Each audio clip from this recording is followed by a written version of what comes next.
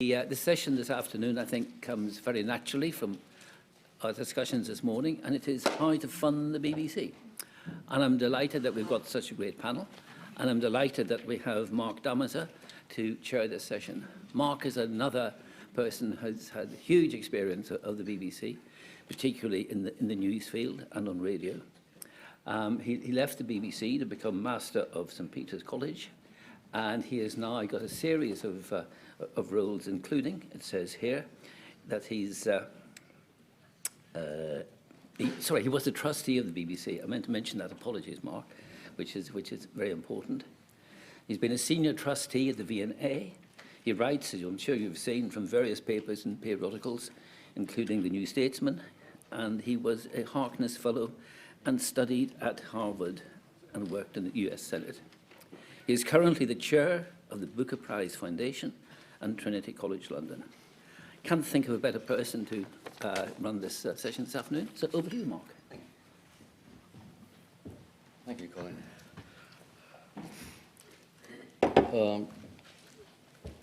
Miracles happen.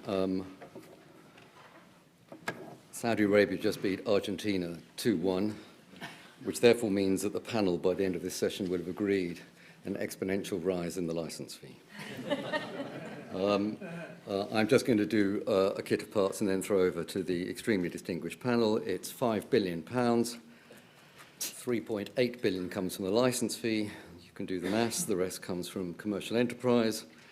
The licence fee has gone in the course of this year from being accepted as the least bad option to one that seems to be half dead.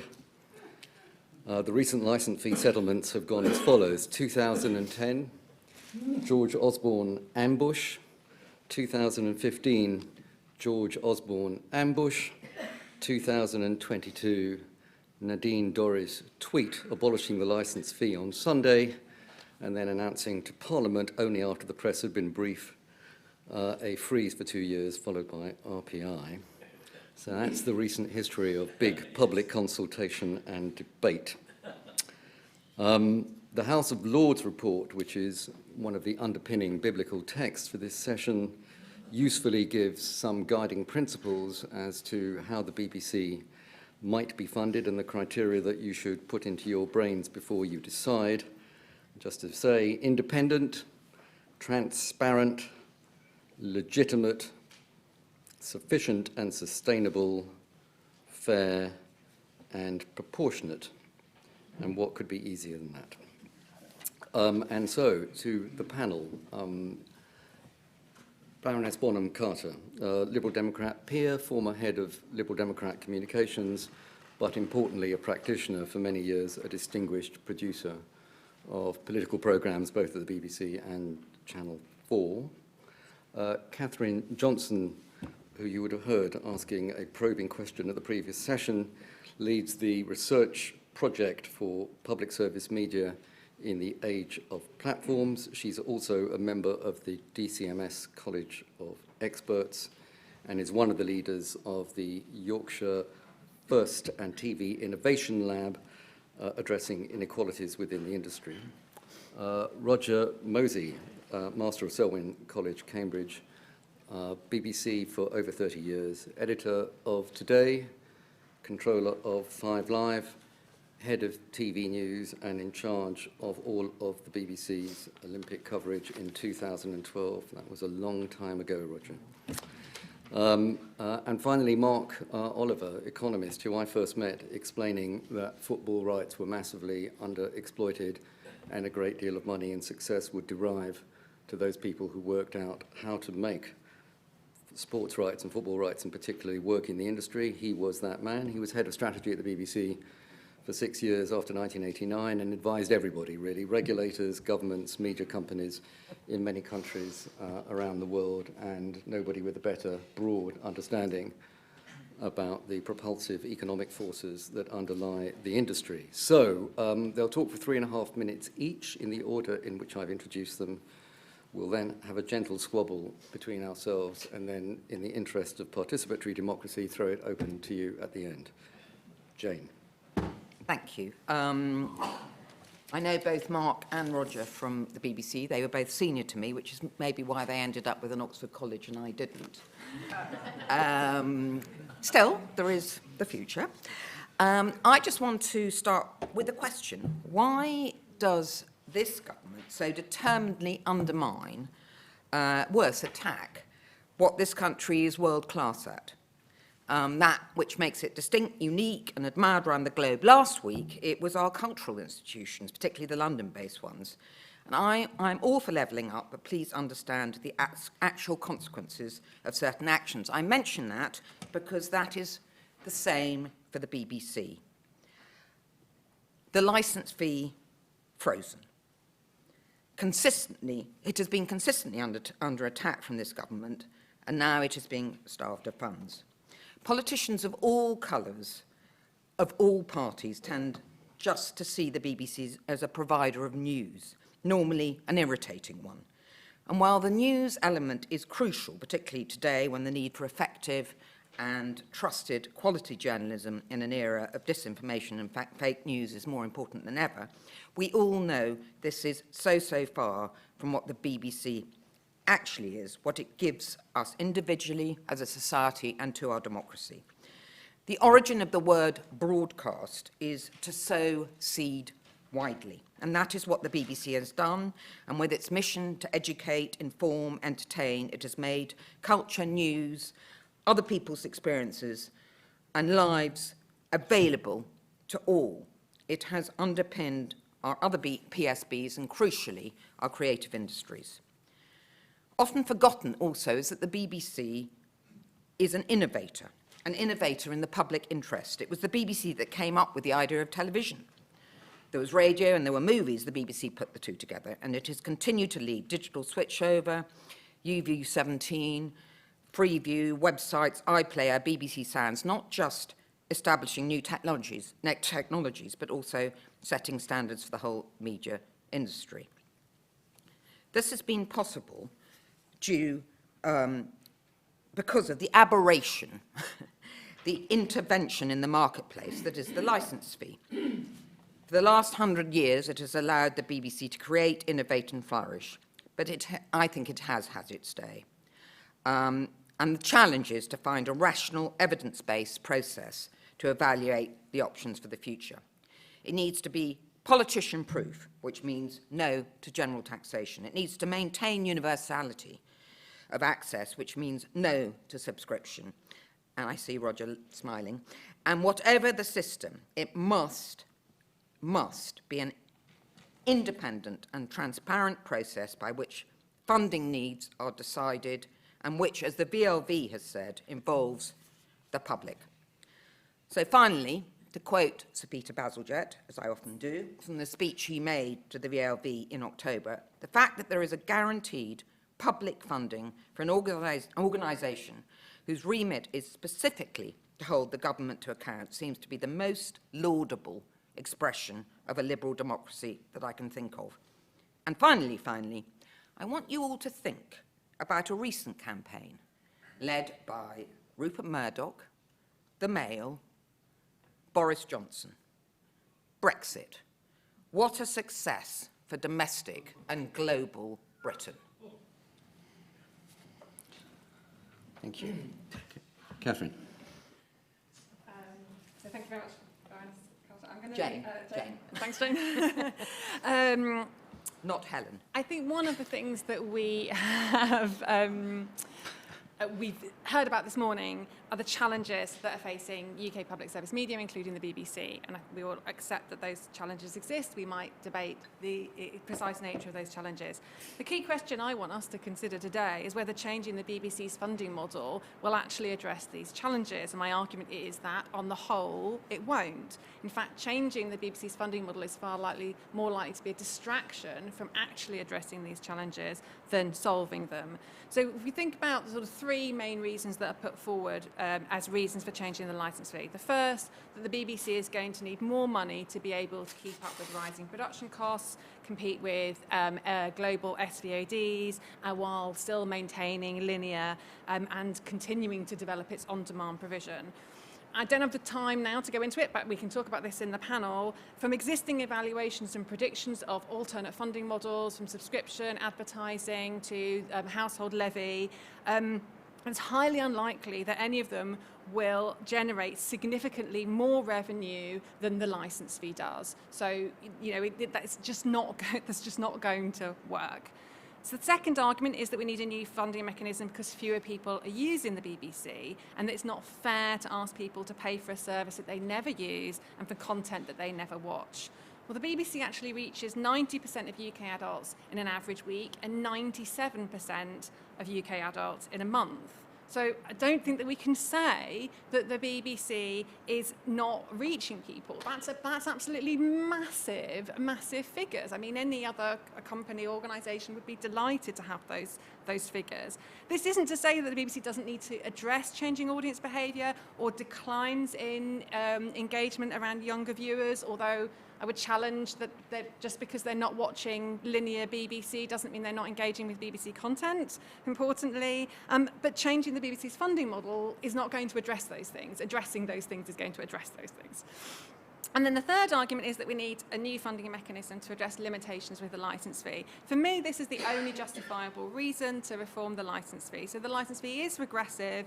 It does open up the BBC to some risks of political interference, as we've already heard, and charging it on the basis of TV set ownership and iPlayer usage doesn't adequately link usage to the full range of services that BBC provides, and that fundamental link of sort of ownership that we were talking about this morning.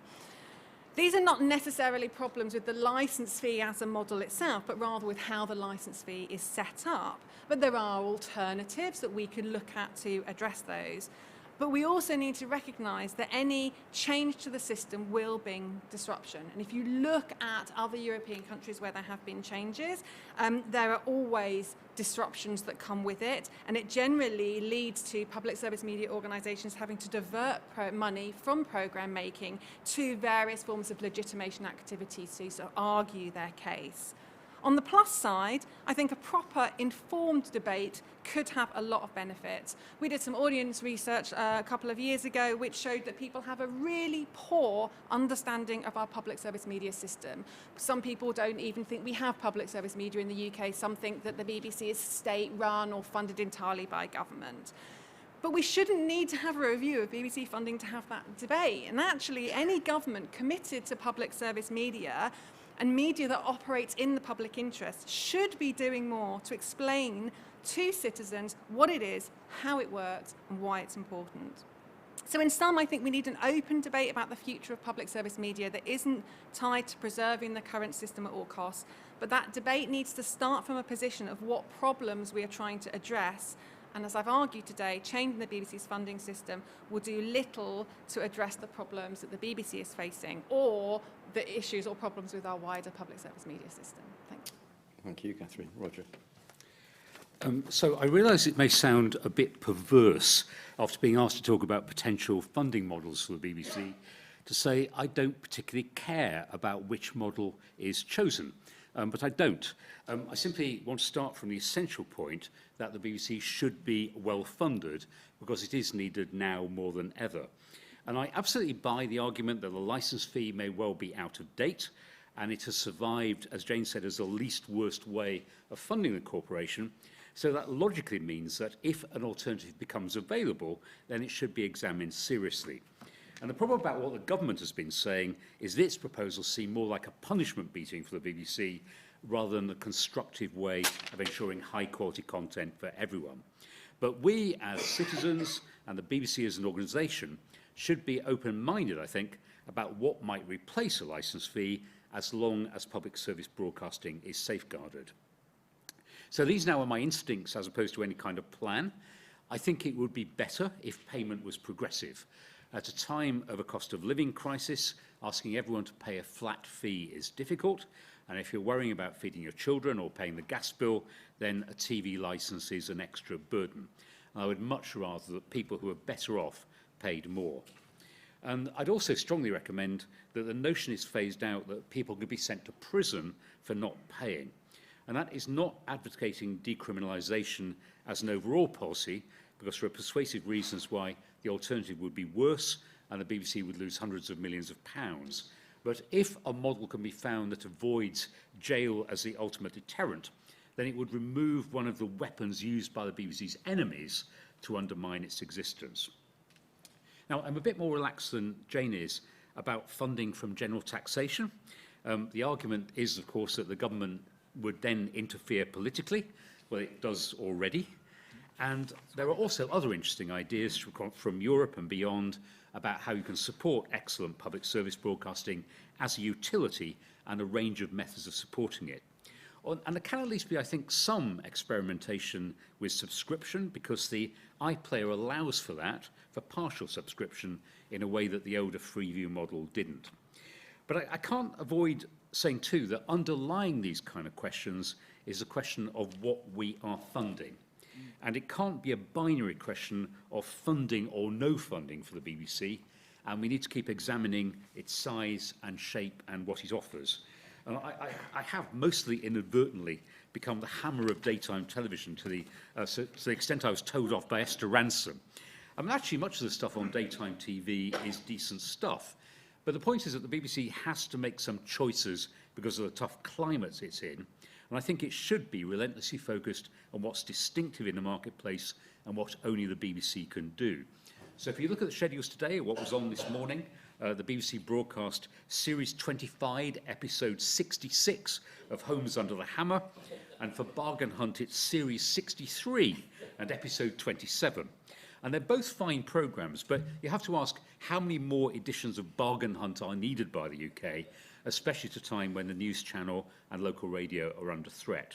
And here I agree emphatically with what Tim Davies said in his speech to staff when he started in Cardiff a couple of years ago, when he said, "The truth is that we have tried to cope with increasing competition by making more and spreading ourselves too thin. We simply need more differentiated must-have content." And that, I believe, is right. It's a quest for fewer, bigger, better, which goes back at least 15 years to when Mark and I were both in the BBC, but hasn't yet been fully delivered because there's still a need to fill schedules at a time when actually the iPlayer enables commissioners to break free.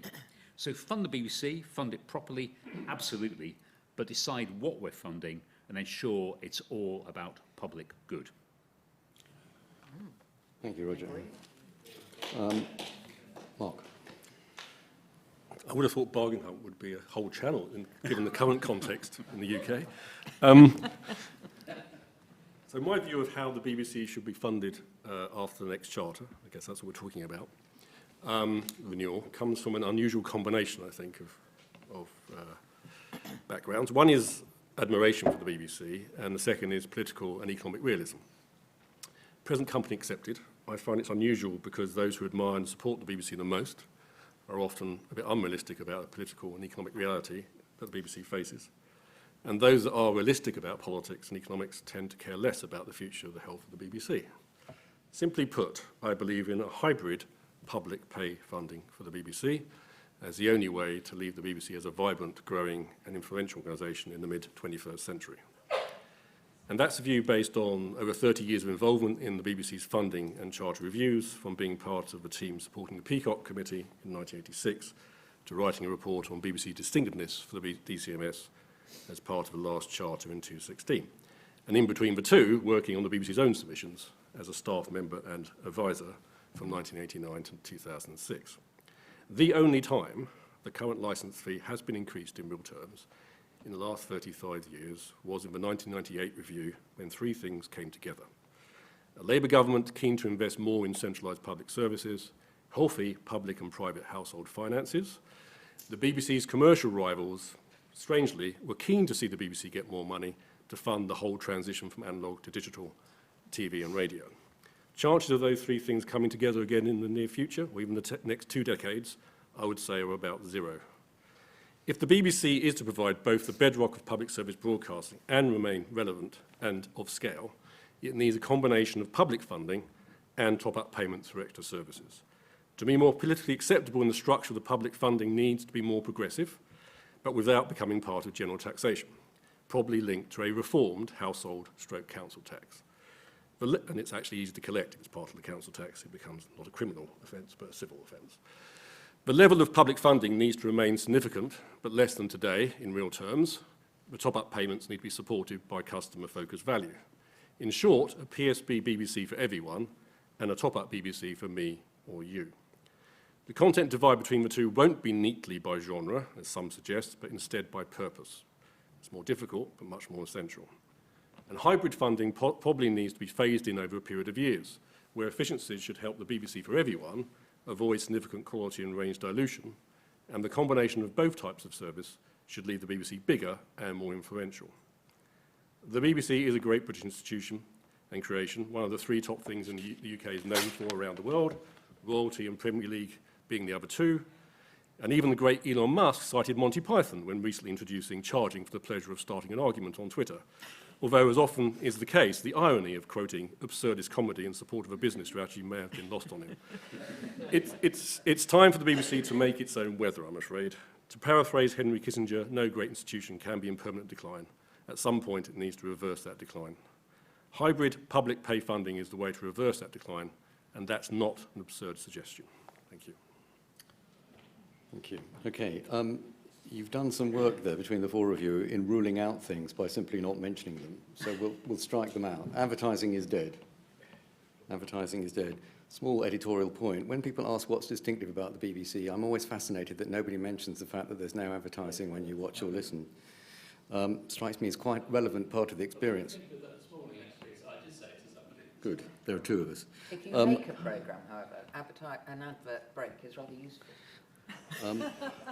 We sort of almost ruled out, despite Roger's agnosticism, you've almost ruled out any version of direct taxation and probably hypothecated taxation. You have, okay. No, I wouldn't say entirely. No, but, okay, with sort of 80-20, you've knocked it out. So let's go to what I think appeared to be the fissure in the discussion between the first two speakers and the last, which is around subscription or the hybrid model. So let me start, if I might, with the two who don't want it and ask them to address Mark's point. So this is Jane to begin with and then Catherine, that the BBC will otherwise face permanent decline. There will never be this configuration of circumstance that will ever give the licence fee the necessary boost to resource all that the BBC should do. So would you like to address that point in principle, the subscription point? Yeah, okay. Funnily enough, I thought there was an incredible amount of agreement breaking out on this panel, which is wonderful and shows the strength of the BBC in some ways. The one thing I was concerned about was your reference to permanent decline, but I now understand from our chair that you were talking about permanent decline in the sense of the funding. Subscription just seems to me, even hybrid, I mean, even John Whittingdale ruled it out because of technical issues that we do not have sufficient broadband rollout. We have many people in this country, the older and the more vulnerable, who are on Freeview, you know, who just subscription would just not fit with. So I put those rather technical points to you, which is unusual for me. But anyway, Catherine. Yeah, to second those technical points, so it requires conditional access technology, which just isn't available for DTT, so we'd have to have DTT switch off, which is at least 10 years away, or universal access to fast broadband, which is also not immediate. There's also the cost, so subscription costs are likely to be far higher to individuals than the licence fee, because there's also not just like because fewer people pay, but also there's additional costs in terms of running a subscription, so marketing and customer service costs related to that, so that's likely to be significantly higher. So I think that we think about subscription as, oh, well, everyone else is doing it, so therefore there's loads of money there, and I would really like to see some hard economic evidence that that's the case. Why is Netflix introducing advertising if subscription is such a great model? Let's recognise that Netflix is debt-financed anyway. Amazon offers a subscription model, but Amazon doesn't have to make money out of Amazon Prime Video. It makes money out of the fact that you get free delivery from it, right? So Disney is a massive brand that's not making most of its money out of Disney Plus. So I think there's a real question mark there about subscription being this sort of panacea, it'll make you loads of money. So there's that cost issue. And then there's the fundamental, most important issue, which is that subscription is just simply not compatible with the ideology of public service media. So public service media is the media that's operated in the interests of all citizens, and subscription is by its very nature only available to those who are able to pay. So if you create a two-tier system, you're saying, well, some people just don't deserve that kind of content because they can't afford it, right? That it's just not important to them. If it's not important to them, if it's not in the then it's not public interest anymore. So then you're saying, well, the BBC can do some stuff that's not public interest and make money out of it, and some stuff that is public interest that's free to everybody. Well, you can make that decision, but subscription is not it's completely contra to the fundamentals of public service media as a system. Roger. Yeah, let me give a little bit of history, which is that the BBC has thought about an element of pay for quite a long time, because there is actually an illogicality, which we looked at even when I was still on the broadcast direction group, which is that you had something free on the iPlayer for 30 days, and then if you wanted it after 30 days, you had to go and buy a DVD, or it went on to a channel like Dave, where it did have advertising. And in a time I was acting director of television, we looked at whether BBC Store should be available on the iPlayer. So on the iPlayer, you'd have most of it, 3/4 of it would be free, and then the top box would have a pay element where you could do the equivalent of going to Woolworths and buying a DVD. So it's not at odds with the idea that most of the content can be free. And the way, I mean, Mark is much more expert at whether this would work commercially, but it's thinking about, for the proms, for instance, you could put the first night and the last night of the proms on TV. You could put the whole of the proms on Radio 3. But you might have a digital season ticket for the proms that would cost you, say, 30 or 40 quid, where you could watch all the proms on television via the iPlayer. So that is a way that it could work. And I don't think it excludes people necessarily. It just means you pay for premium content. Mark, So there are some technical objections. Yes. There is some ideological, theological, conceptual objections about corrupting the nature of PSB, and then there is an issue about whether it would be enough in any event to do the shortfall from your reduced public service element, however that is collected. Yeah. So I think two things. One, obviously, I'm suggesting a hybrid model. So the licence fee will remain, or its successor will remain, and will probably remain the largest part of the BBC's funding for the first decade. And it's a phased-in model, because you need to phase these things in. You can't suddenly ask the BBC suddenly to find all this money from a pay TV service, as was pointed out. They tend to lose money in the early years. So you need to phase it in. And that's why I said at the next charter, and then the next charter needs to be used to transition from one to the other. And if you look back, if you look at all the BBC's efficiency savings, and you take them as read, when they ploughed the benefits back into better quality public service, if for the next 10 years the efficiency savings were not ploughed back in, it just led to a flat public service, but the same as we have today, then the licence fee could reduce, right? Now, in actual fact, it could stay the same in nominal terms thanks to inflation at the moment, and no one would notice, if you know what I mean, because it would be eroded over time. So it's a phased introduction over 10 years. The licence fee still funds what I call the BBC for Everyone, which has a substantial amount of programming, maybe 2 channels rather than 4 or 3.5, what we have at the moment. And there'll be a large amount of content on the iPlayer. And of course, the BBC currently does do this, because the BBC has UK TV, which is some of whose channels are behind a paywall. You only get them if you're a cable or satellite subscriber. Some are free, some are, and they are co-funded by advertising, but some are behind a paywall. And the BBC has always, as you said, charged for DVDs, and that was not seen as a problem. So the BBC has always had a hybrid funding. The problem is that the BBC's model of commercial has been like the museums having a good tea shop and gift shop, whereas they need to move into an age where free museums actually charge you for special exhibitions, which I believe they do. And that is the model I'm thinking of. Now, it's not easy. Subscription is a competitive market, and license fee is not. It's a politically competitive market, but not commercially competitive. And it will take time for the BBC to generate it. But I have confidence the BBC can do it, and if it was given long enough to do it, and it has to be given long enough to do it, which actually argues for a long-based decision on what the funding is, not every 3 or 4 years changing it, it would be able to manage that transition. And if along the way it was finding it difficult to do so, it could be reviewed, but that needs to be the path. And that is the only path to the BBC becoming a growing institution that can actually embrace all these wonderful changes of technology. At the moment, they will just simply cut, and they will be smaller and less relevant.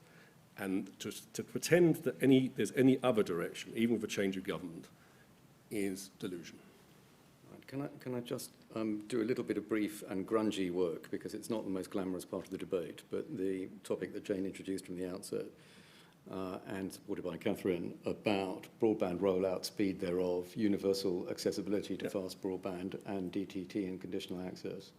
Is your 10-year transition partly to allow for the fact that the technology is... At the moment, you could say 80% of people get a top-up service they wanted to, and by the end, most people get a top-up service. And in fact, you could probably... and the other thing is, of course, you could give discounts to various bits of the population on the top-up service, and the government could directly fund that as well. So I think part of it is for the technical transition to IP TV. And then you're talking about the whole BBC and the whole system maybe being run for 2% of the population. And I think you need to find ways of maybe compensating that 2% in different ways. Okay. Can I ask you and Roger, and then I'm going to ask Catherine and Jane the question about subscription the other way around. So just stick your thumb in the air, because I think it will help the audience if you give a sense. So Mark, you went as far as to say that the majority of the funding in this 10-year transition period, or at least for the first bit of it, is likely still to be some kind of mechanism that collects a lot of money for the public service bit. So I'm going to ask the question both. After your 10-year transition, what do you think is in your head for a ratio of what is in the public service bucket and what is in the hybrid commercial bucket? For me? Well, I'll ask both you and Roger. Okay. In the 10th year? Yeah. If the BBC does a good job, it's partly a function of how the BBC performs, but the aim should be 50-50. Roger? I don't know, and I think it's worth saying, I don't think it's the most desirable outcome, but I think Mark is persuasive on the fact that unless you do something, the BBC is condemned to shrivel, and I don't see an incoming Labour government suddenly deciding it's going to whack up the licence fee by 10 or 15%. So I think the BBC has a challenge about how it raises money.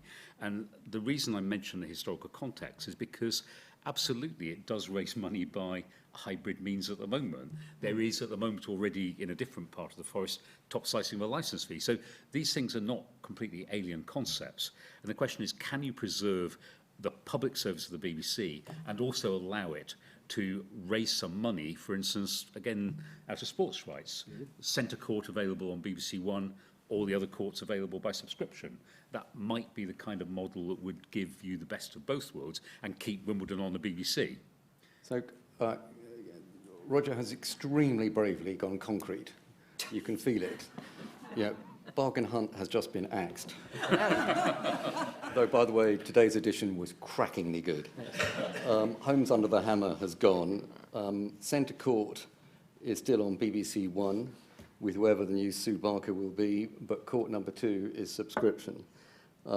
Proms, as he outlined, you get the opening night, the closing night, all of Radio 3, and you get your digital season ticket.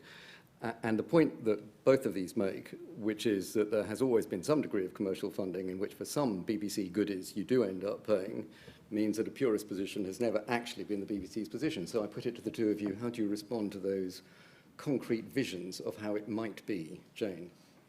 Well, I'm slightly struggling here because I don't think we've discussed an alternative to the licence fee which isn't hybrid. I mean, I'm absolutely against subscription. And you make me feel quite queasy, Mark, when you talk about in a decade, you know, things are going to move further. And I think it's more than the 50% you're thinking about. 14 years, because it's 4 years. Oh, sorry, 14 years. I do apologise.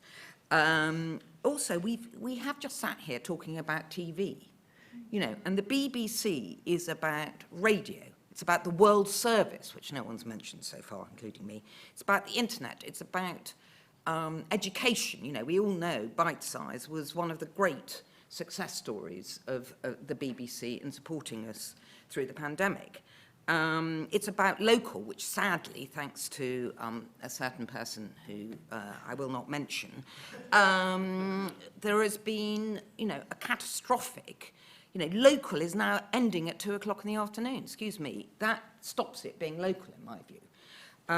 So I just don't accept that subscription is the answer in any way, Mark. I hope that's No, I'm making you work, and I'm making this conversation work around subscription because I think it, or some kind of hybrid model, because that appears to be the one that looks as if it's got quite a lot of wind. I will come back to alternatives to the licence fee and household taxes in a minute, but I think we need to work on subscription just a little bit harder. So, Catherine. Well, I think there's a fundamental difference between buying something on DVD, which you probably already watched and then you want to own, to not being able to watch Emma Raducanu because she happens to be playing on court 2 in the semi-final or something of Wimbledon, right, and having to pay for that and not being able to afford to. Those two are fundamentally different things. So I do think, with respect, that there is a difference, and we need to be very, very clear on that. Or for 50% of the BBC's output to be available only through subscription is fundamentally different to the BBC charging you to buy a DVD for something. So that's the first thing. Secondly, I would very, very much like to see some robust financial modelling, because I do think it's cloud cookie land that 50% of the BBC's future funding can come from subscription, and then that to still be better than the current funding that it's getting from licence fee. We've got a bearing in the only looking at, if you look at how Sky as a model in terms of the cost for subscription, it'll probably cost 4 times as much to get the income from subscription, just in terms of marketing and customer service costs, than from the licence fee. So just the costs involved are so much higher, and fewer people will pay for that subscription. So I genuinely just on the cost level, I think it's cloud cookie land. I don't think that it is realistic. So saying that this is the only model that will ensure the financial stability of the BBC is, I just don't see the evidence for it. And if someone can present me with the evidence for it, fine. There are still other objections, but I just don't see the evidence for that. But can I just pick up one thing, though, which, first of all, Emma Raducanu in a semi-final would be on centre court. Well, the way it's going, the way it's going, Emma Raducanu is not going to be there at all. I didn't intend to go quite as fast down the subscription route as you're impelling me. However, it's already happening. So it's happened with the Olympics, where the core Olympics was on BBC One and BBC Two, and then all the other channels were on Eurosport and Discovery and behind a paywall. So I think the model we're suggesting would be that BBC might be funded well enough to be able to afford that and afford all the rights, albeit putting some of it behind a revenue-earning wall, instead of it all being stripped away and reduced by international conglomerates. Okay. All right, I'm in a minute, just in a minute, I'm going to throw it out to the audience. I am trying to concentrate this on where I think most of the debate currently seems to be heading. I am abjuring from any statement of my own about the nature of that debate. So one of the things which has really just happened over the last 18 months, not that the idea wasn't there beforehand, was regressive and progressive. And I sense in all 4 of you real sympathy about the idea that everybody pays more or less the same, except for over 75s and pension credit. Looks like that's gone, and that you are all in favour of a degree of progressive taxation or fundraising for the BBC in its public sector pot. Have I got that right? Yes, that is a big change. So the notion that you all pay the same if you pay at all, and most people do, that looks like all 4 of you think no.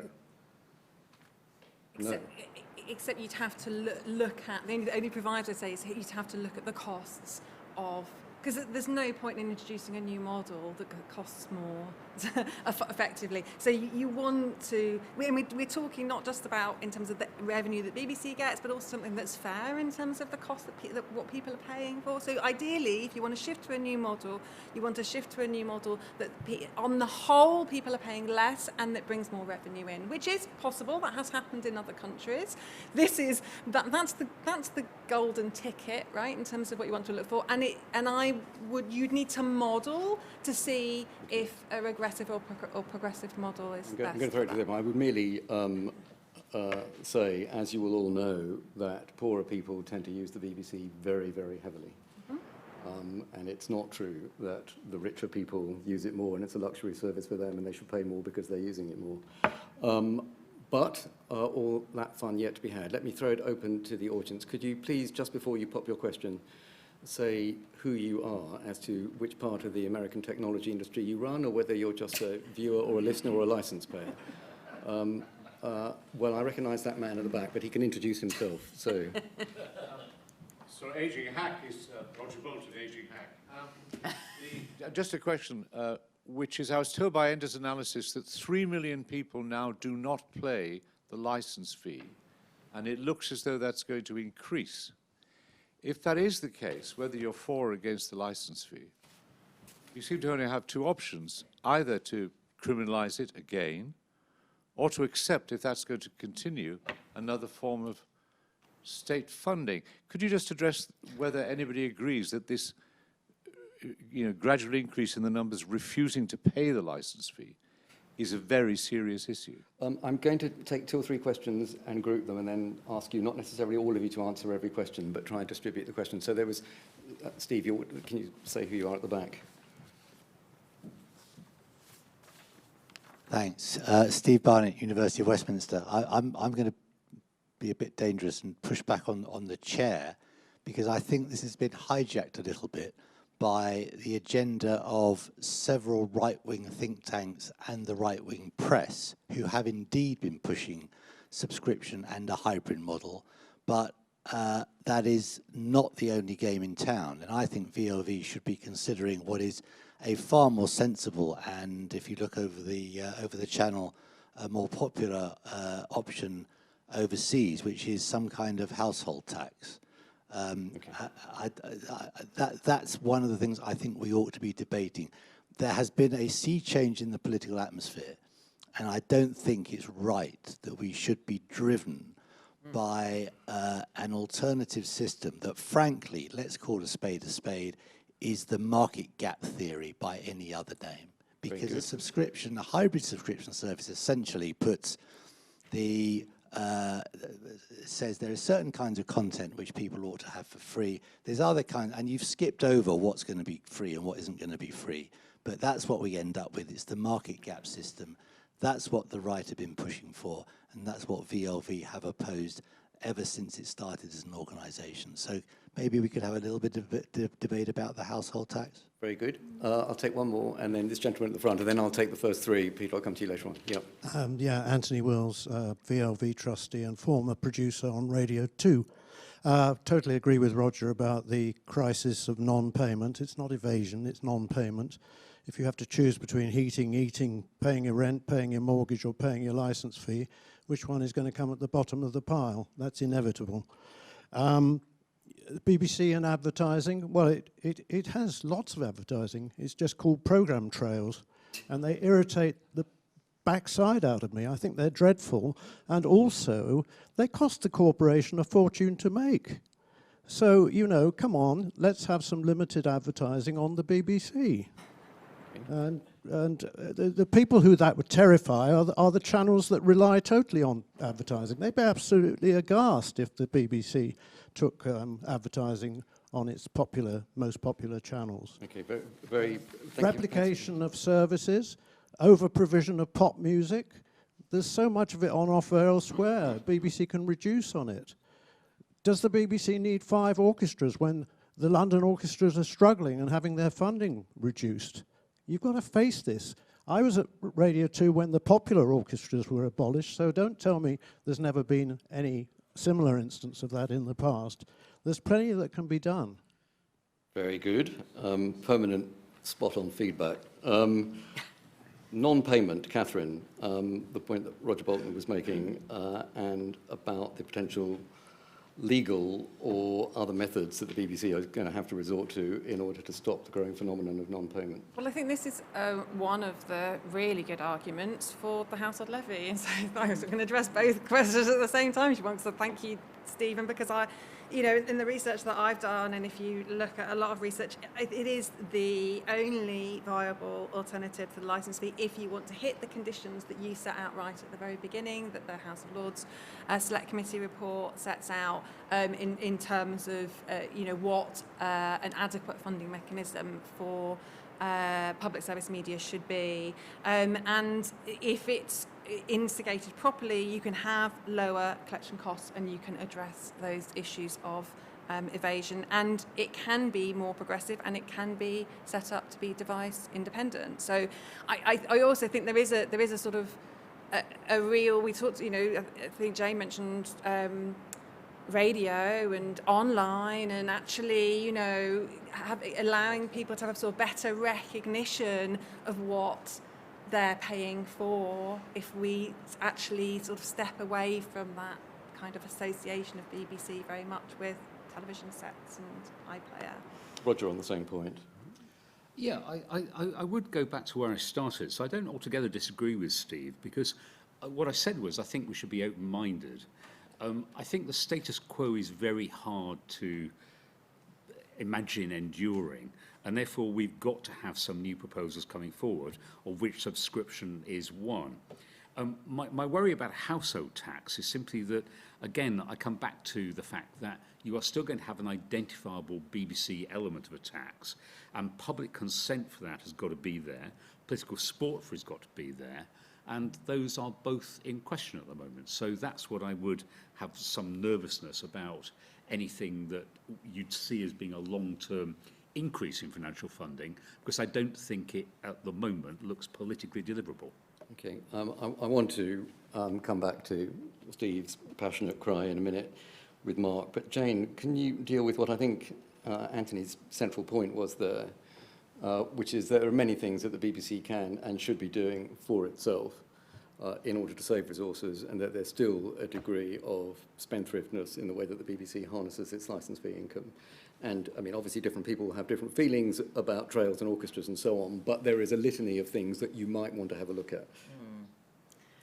I'm afraid, Anthony, I think that the BBC has really, since I was there, has seriously addressed cutting back on overspend, including, I hope and think, on what I used to know as the sixth floor, which is where those who ruled sat.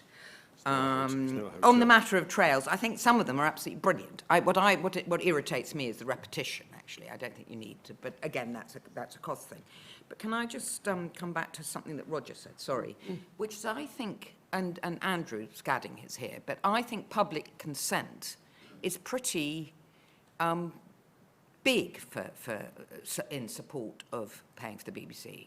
So I don't think that would be a problem, but I stand... So just a factual point, so yeah. Invasion is an interesting one, in that, I'm not sure anybody was at the BBC, perhaps Roger was, but when the BBC took over the collection regime for the licence fee, it was previously run by the Home Office, and Invasion was at 20%. It's been down to about 6 or 7, now running at about 8, but these are fairly low levels when you look at comparators across Europe, so Invasion's very low. There's another category which is the number of properties saying no licence required. Now that went up during the pandemic, but when I was talking to TV licensing recently, they say actually it's fairly stable, and actually it's not the same people saying no licence.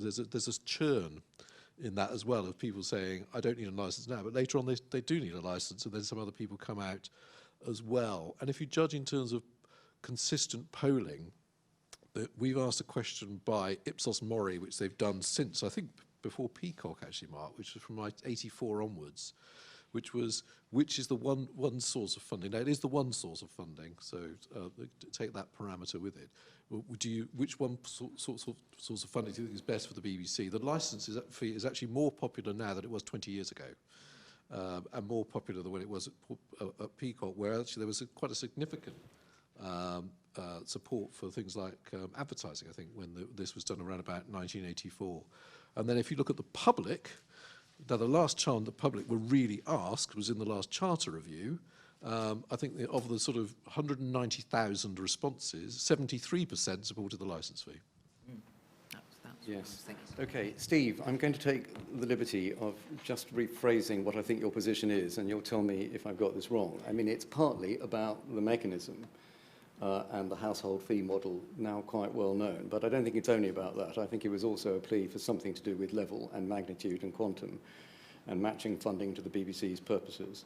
And that I've encouraged you and the audience to think that I've given up the ghost and that you've given up the ghost. That because of Mark's very interesting bit of evidence, which I hadn't thought of, but is obviously right, that it's been decades since we had a real terms increase in the licence fee, and that the political circumstances that led to that don't look easily replicable in the short to medium term. It's gone, the idea that you could have some kind of making good the 25% that's been cut since 2010. And it may not even be your own fundamental position, Mark, as a citizen. You're just saying, look at the world of politics, it's not going to happen, get real, as opposed to saying, if people in this room and elsewhere were to argue the case that the BBC has done an enormous amount of good, and if properly funded, would do an enormous amount of good for citizenry, for informed democracy, for British culture, why don't we make that case and argue for it, whether through a household mechanism, which is Steve's preferred one, or another one? In other words, you're giving up, you're all giving up, you're not all giving up, but the suggestion is that by debating subscription to this extent, you're all giving up on the basics of what the BBC is about and what its quantum should be. And I think that's the point. No, not here. I'm just rephrasing you, Steve. Well, he's congratulating himself. I have no opinions, ever. Mark? Yeah, I mean, my own personal view, I'm happy to pay the licence fee, and I think I pay things for public purpose, not for personal purpose. Personal purpose, I pay for lots of things. I don't have any children, but I pay for education. It's fine. I use private health, but I favour public health. It's fine. I believe in public provision. I mean, Steve's point about market cap, for me, it's not just about market cap, it's about raising the level. And so it has to be, this licence fee funding, or whatever it is, has to be substantial. That's why it has to be substantial. And by the way, the 50% adds up. So by the end of 10 years, BBC is 30% bigger. It's not as if it's a replacement. And it's the only way it's going to get bigger, and it will have the same growth rate as commercial media companies have had over the last 20 years. The public service bit of the BBC is 30%. No, the whole BBC is. And this is the distinction between the BBC as public service and institution, is that, and this gets to the French example, actually, because I think the real test of the French example is what the French government do with that level of taxation once it's part of central taxation. So I think the jury's out on that. But France Television and Radio France do not engage the French population in the same way the BBC has. The BBC is unique as an institution. It's not only as a public service institution, but it engages the popular mind and the cultural reference points of the whole population and the world. That's why Elon Musk was in there, right? It is unique, and therefore it needs a unique solution.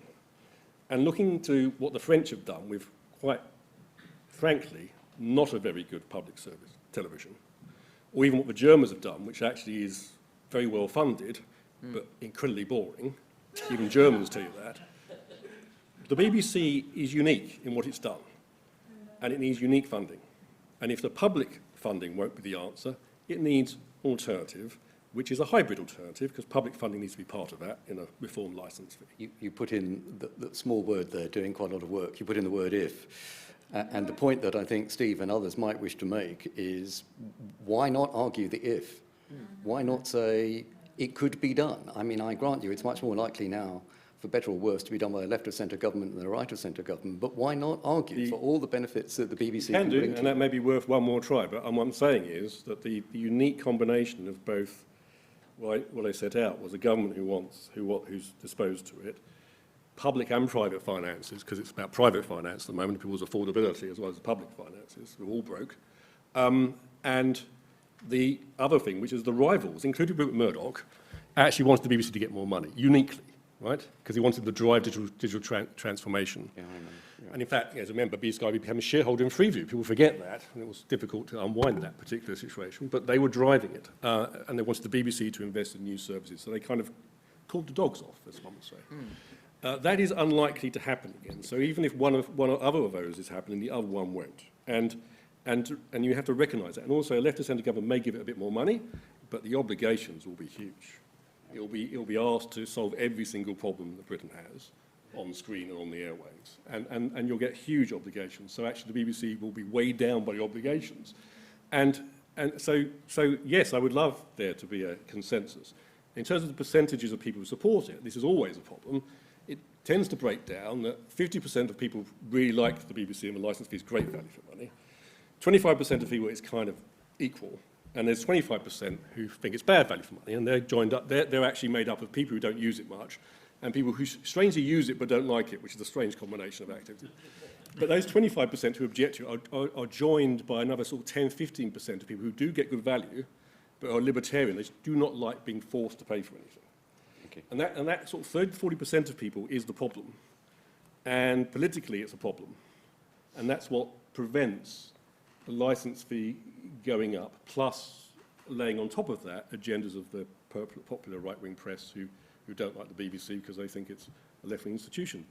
So the reality is, chances of it going up in the next 20 years, any significant level, I put it near zero, whatever government's in power. And you may say it's higher than that, in which case it's probably worth one more try. But I'm going to stop now. We've made progress because your opening remark was zero and it's now near zero. So in my view... you should never forecast an absolute. So we have not cracked the problem. What we have done is showed that this was worth a 26-part series on Radio 4. And with that, I need to hand over to feedback. And Roger and Richard. So thank you very much indeed. And thank you for our very distinguished panel. A round of applause.